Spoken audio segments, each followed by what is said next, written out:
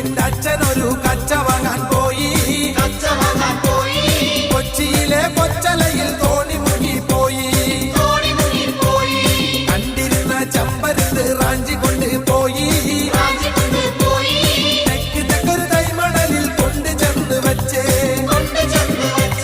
കൊച്ചു കുഞ്ഞിന്റെ അച്ഛനൊരു കച്ച വാങ്ങാൻ